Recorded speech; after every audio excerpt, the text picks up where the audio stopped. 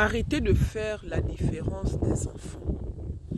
Il y a des familles où c'est exagéré. Il y a des hommes et des femmes qui sont détruits depuis leur enfance parce que depuis tout petit, ils n'étaient pas considérés dans leur famille. Arrêtez. J'ai un frangin, il est né dans des conditions où son papa était très jeune, il était étudiant. Et son papa l'a eu avec une dame qui était issue d'une famille très pauvre. Donc la maman de son papa, donc sa grand-mère, elle a toujours détesté sa maman. Parce que, soi-disant, elle est née d'une famille pauvre.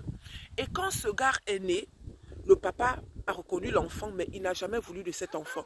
Et la mère aussi, elle est partie déposer l'enfant chez la grand-mère.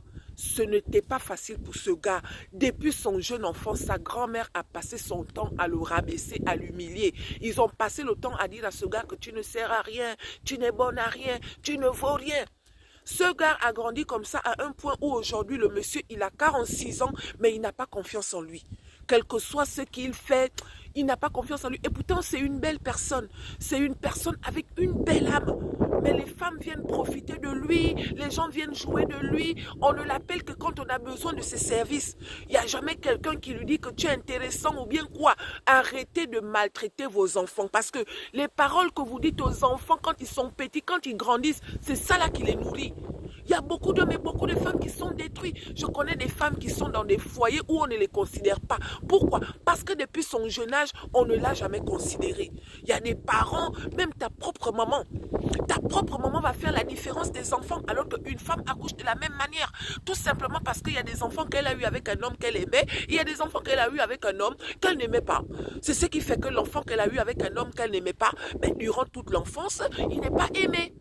Et le pire, c'est que des fois, il y a des frères qui se mêlent à ça.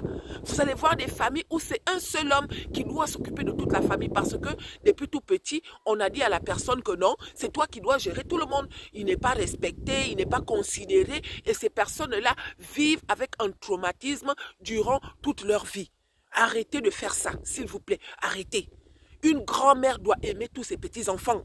Tu ne peux pas détester certains de tes petits-enfants juste parce qu'il y a un qui est né d'une femme que tu n'aimais pas ou bien un homme que tu n'aimais pas. Une mère doit aimer tous ses enfants. Pourquoi vous faites la différence des enfants? Pourquoi vous faites ça? Est-ce que vous connaissez les conséquences d'une personne qui n'a pas reçu de l'amour? Une personne qui n'a pas eu une enfance aimante, une personne qui a été traumatisée dans son enfance, en grandissant, ça va être un adulte traumatisé. Il y en a qui réussissent, mais il y en a qui sont détruits à vie. Ils ont même du mal à donner de l'amour à leurs propres enfants. Pourquoi? Parce que depuis tout petit, ils n'ont pas reçu de l'amour. Arrêtez, s'il vous plaît.